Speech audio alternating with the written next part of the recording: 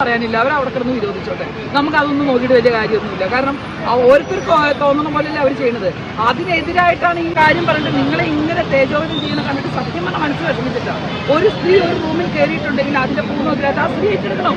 പുരുഷൻ സമൂഹത്തിനെ പറ്റി ഒന്ന് ഇന്നത്തെ സംഭവത്തിനെ പറ്റി പറയാൻ വെച്ചാൽ ഇന്നത്തെ സംഭവത്തിൽ തന്നെ സ്ത്രീകളൊക്കെ എൻ്റെ കൂടെ തന്നെയുണ്ട്. അവർ പറയുന്നത് ചേച്ചി ചെയ്ത് കറക്റ്റാണ്. അതുകൊണ്ട് അതന്നെ എനിക്ക് വലിയൊരു പോസിറ്റീവ് എനർജിയാണ്. കാരണം ഒരു സ്ത്രീക്കുള്ള ഭർത്താവ് പുരുഷനാണ്, അച്ഛൻ പുരുഷനാണ്. ഈ പുരുഷന്മാരില്ലാതെ എന്ത് സ്ത്രീയാണ് ഉള്ളത്?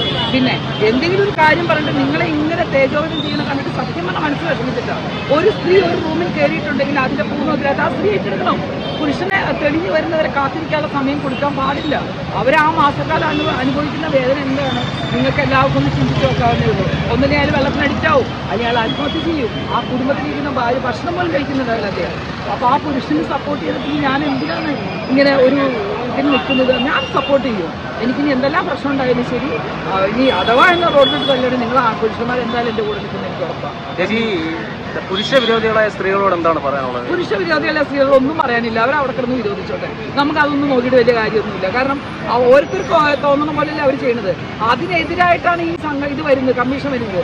അതിൽ കൂടെ നിങ്ങൾ കാണിച്ചു കൊടുക്കണം എന്താണ് കമ്മീഷൻ, നിങ്ങൾക്ക് എന്ത് ചെയ്യാൻ പറ്റും. പുരുഷന്മാർക്ക് വെറുതെ ഇരിക്കേണ്ട സമയമല്ല ഇത്. ഞാൻ പറഞ്ഞ പോലെ നേരത്തെ തുടങ്ങുന്നത് ഇപ്പോൾ തുടങ്ങിയേ ഉള്ളൂ. പക്ഷേ നിങ്ങൾ ഓരോരുത്തരും ആർക്ക് വേണമെങ്കിൽ ഏത് സമയത്തും കേസ് വരാം. ഞാനൊരു ചെറിയൊരു കാര്യം പറഞ്ഞു എന്നുള്ള പേരിലാണ് റൈൻ നന്ദകുമാർ എൻ്റെ ജീവിതത്തിലെ ഏറ്റവും വെറുക്കപ്പെട്ട ആളാണ് അദ്ദേഹം. കാരണം അദ്ദേഹം എന്ന് പറയാൻ പറ്റില്ല.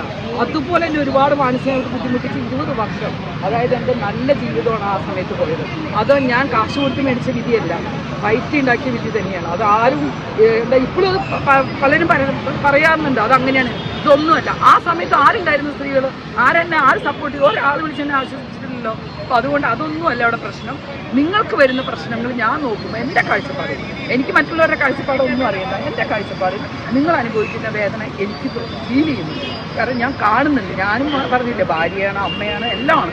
അതുകൊണ്ട് നിങ്ങൾ ഓരോരുത്തരുടെ കൂടെയും ഞാൻ ശക്തമായിട്ട് നിൽക്കും. ഇനി അതിന് എന്ത് വിരോധമല്ല, റോഡ് തന്നെ പല്ലിയാണ്.